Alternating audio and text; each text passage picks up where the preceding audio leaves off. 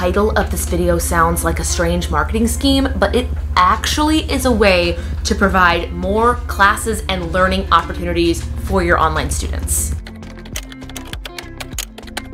Hey you guys, welcome back to my channel and another episode of Teacher Talk Tuesday, the weekly series where I sit here in my office, turn on my camera, and answer your questions. I've been getting a lot of questions about how to up enrollment, give more opportunity to online students, and a few people specifically asked if I funnel.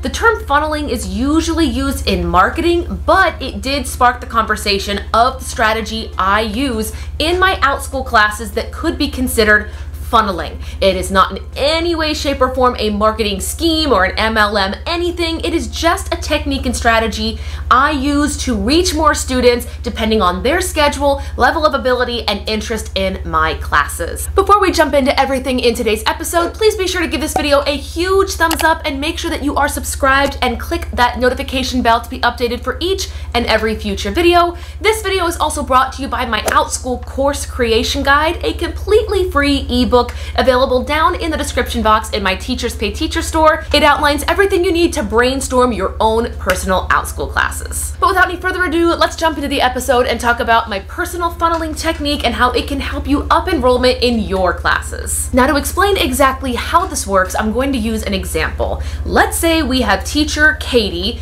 and Katie teaches math classes on OUTSCHOOL, but she has noticed that her ongoing class, the subscription class, the one that meets every single Tuesday at 4 p.m. Eastern, again, all examples, she's not getting many enrollments, and those that are enrolling aren't staying very long in the ongoing class. Essentially, she's seeing low to no enrollments. So Katie would then go and brainstorm a one-time class similar to that math class, but you can put a popular spin on it. I have seen people research games or movies. This is where getting really creative sets in. She'll make a one-time math class that she can schedule anytime she wants, maybe lower the price, keep it around the same length of time. We'll say 30 minutes for this class, and it could be anything that catches kids' interest or a game around math. I have seen people that teach like multiplication for elementary school math. They'll do like a game where they do times tables, and they'll set a 5-minute timer and play Greatest Showman music or Star Wars, or choose Pixar or whatever music is popular and school appropriate. So kids are doing the math, but they think of it as a game because they're going against a timer and are listening to music they already play. I did have a few teachers tell me that they purposely choose tracks that don't have words to keep the urge of singing from happening in their class, which if I were doing math, I'd get it. Totally smart. The point of this whole example is to strategize a one-time class similar to your ongoing that is fun and engaging, but more importantly, introduces learners and their parents to you, your teaching style, and the kind of classes you offer on OUTSCHOOL.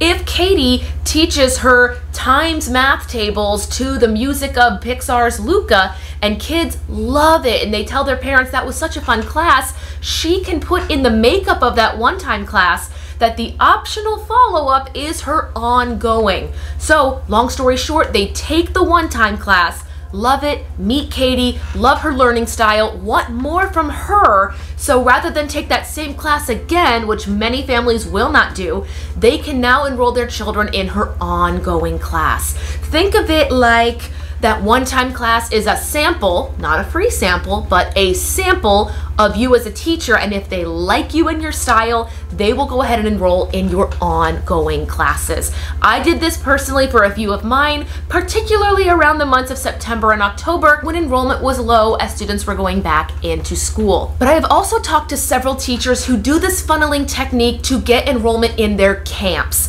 If you have a few summer camps that are similar to your already enrolled and running classes, make sure to let those students know, hey, I actually have a camp going on, or I'll have other options for different classes. If you have a multi-day class and it's coming to an end and you have a similar structured camp, make sure to let the learners and the parents know, hey, our multi-day class of math is coming to an end, but I also have these fun math games, this Among Us math challenge, whatever it is. I'm just throwing out examples. Again, this is why the OUTSCHOOL course creation guide sponsored this video. So if you need help in getting creative and thinking how you can make your particular subjects engaging and catch the eye of learners. Again, check that out down below. Of the teachers I talked to, a lot of them said they use one-time classes to feed into camps, ongoing classes, and flex classes. For me, I chose my flex classes based on messages I had gotten from parents. I'd have parents say, hey, my child is really interested in XYZ class, but their schedule will never allow it.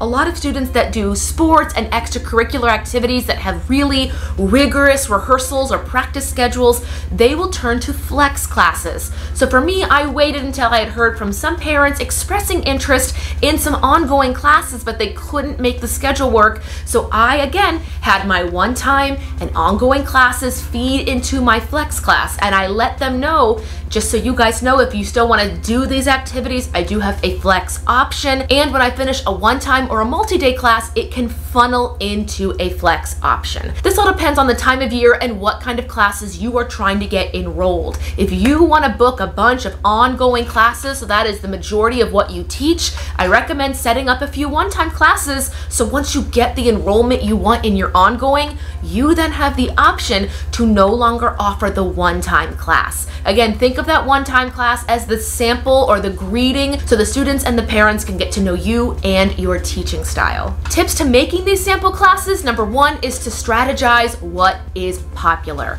Like last summer, kids were playing Among Us, Fortnite, Roblox, a bunch of different games, so core teachers in math, reading, science, and so on were making one-time game classes. Now, I'm not saying go on to OUTSCHOOL and copy what you see, but make something your own. I have seen teachers who want to get their cooking classes going, so they would teach a one-time class where they would cook Italian food and have music from Ratatouille playing in the background. So kids who love that animated movie could hear those songs while they were cooking, and it was Italian and it went along with their theme.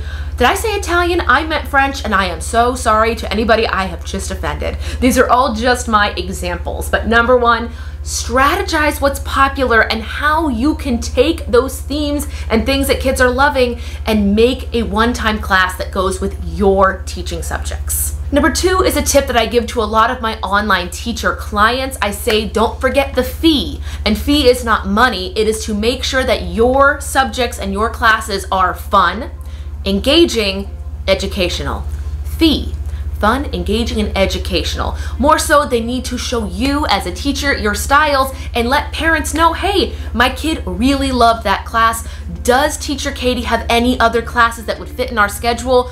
And would you take requests? If a parent asked you to make a class at a certain time, would you be willing to do it? Just things to consider. And my third tip is to not make this a sales pitch. This one-time class does need to be a standalone class. Do not use cliffhangers. Do not open your intro to the students at the beginning of the class, letting them know, hey, my name's Katie, and this one-time class actually feeds directly into this class. You want the kids to get to know you in a non-salesy, non-pitchy class that they can enjoy and learn from. And then those ongoing courses are really just there if they are interested. There is no need to pressure or inform the kids right away about your class. Technically, you should never be pressuring the kids. This is just your way of having a standalone class to get kids to know you and your classroom. And then once you have that one-time class set up, approved, and put on the OUTSCHOOL page, offer it at different days and at different times so that students from all parts of the world on all different schedules have the chance to take it and get to know you. I know I've mentioned this in previous videos, but my first month on OUTSCHOOL, I experimented with class times. I would offer the same one-time class, 10 a.m. Eastern, noon Eastern, 2 p.m., and 4 p.m. And I did that 3 days a week, like Monday, Tuesday, and Thursday, so that I could get a feel on what days of the week I had better enrollment and what other days would be better suited for other classes. Side note, a fun example of this is I had the same one-time class offered on Tuesday at 10 a.m. and Thursday at 10 a.m. this past month, like this past June. And the Tuesday class sold out, 10 out of 10. All the kids were there and they were fantastic. Thursday, 0 kids, class got canceled, and I just said, you know what, I'd rather have that time to do other things around the house. But that just goes to show you, you never know. Tuesday was my jackpot day when it comes to enrollment. Thursday was not, so I can either not teach a different one-time class at that time, offer that same class the next Thursday and hope for enrollment, or just let it be blank and clean my house because it really needed cleaning. And my final 2 tips once you have those one-time classes that will funnel is to, and yes, I'm reading it off my notes because I didn't want to forget these, make sure that one-time class does match in content. If you're teaching a cooking class, please don't funnel it to a martial arts or a knitting class. Those can be in your catalog, but don't forget when your parents, not your parents, when the students' parents finish that class, OUTSCHOOL will send them an email asking them, how was the class? Would you like to leave a review? And by the way, Teacher Katie recommends this class.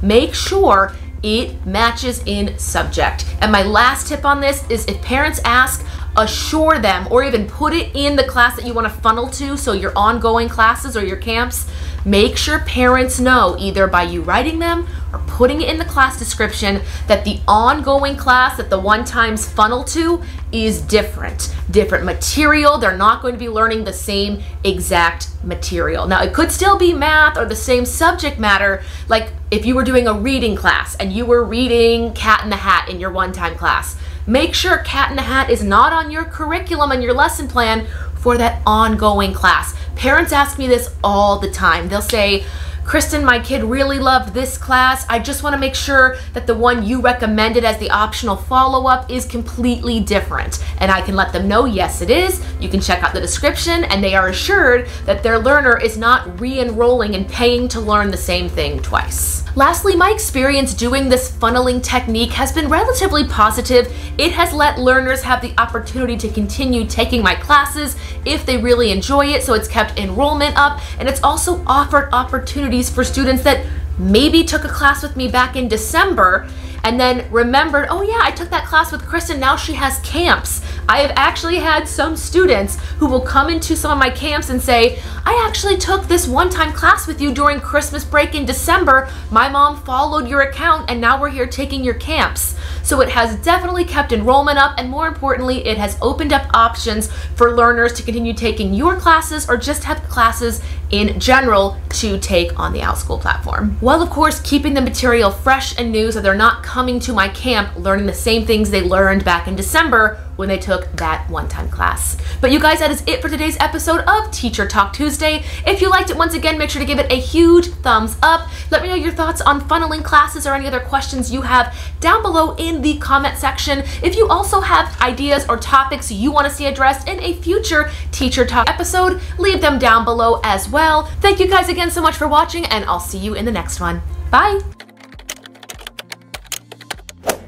Introducing the new fast and easy way to get access to all of my teaching resources. Welcome to my brand new Teachers Pay Teachers store. Here, you'll find a growing collection of classroom resources, including access to my OUTSCHOOL course creation guide.